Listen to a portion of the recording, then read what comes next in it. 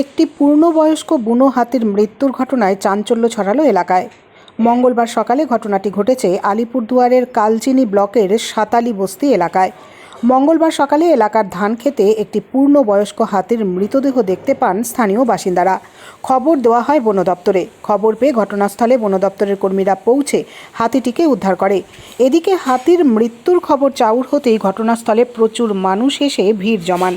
স্থানীয় বাসিন্দারা জানান, মঙ্গলবার খুব সকালে ধান খেতে বুনো হাতির মৃতদেহ দেখতে পান স্থানীয়রা।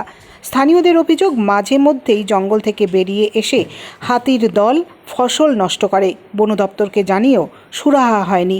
তবে কিভাবে হাতির মৃত্যু হলো তদন্তে বন দপ্তর। আমি সকালবেলা শুনতে পেলাম যে আমাদের সাঁতারি মণ্ডল পাড়াতে একটা হাতি মারা গেছে।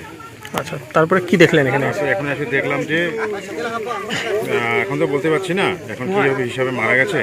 এখন ডিপার্টমেন্টে দেখলে বুঝতে পারবেন, ওনারা দেখবেন কীভাবে মারা গেছে। ফসলও কি নষ্ট করেছে গ্রামের? ফসল তো নষ্টই, প্রতিদিনই হাসির দল বেঁধে আসে 3টা-4টা করে। এটা একটি করিডোর, এটাই অনেক ডিপার্টমেন্টকে তো অনেকবার আমরা চিঠি দিয়েছি যে এটা কিছু একটা সুব্যবস্থা করার জন্য, হাতি আটকানোর জন্য। তো হঠাৎ এসে হাতি কীভাবে মারা গেল সেটা বলতে পারছি না। ডিপার্টমেন্টে এসে ওনারা বলতে পারবেন কী হিসাবে মারা গেছে। জঙ্গল কতটা দূরে আছে? জঙ্গল মোটামুটি এখান থেকে 2 কিলোমিটার কাছাকাছি। আমাদের গুদাম দেবের সামনেই পড়েছে একটা জঙ্গল। আর এদিকে আশেপাশে কোনো জঙ্গল নেই? আশেপাশে এদিক থেকে আছে আমাদের মন্থরাম আছে পাশে, আর কোদাল বস্তি। কি মনে হচ্ছে কি করে মারা গেল কোনো কিছু বোঝা যাচ্ছে? বোঝা যাচ্ছে না কোনো কিছু। এখন তো ডিপার্টমেন্টের লোকেরা এসে বলবেন এখানে কীভাবে মারা গেছে।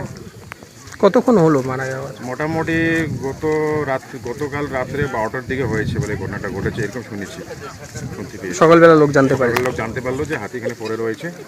বুঝতে পারলাম যে কিছু একটা অ্যাক্সিডেন্ট হয়েছে হাতির।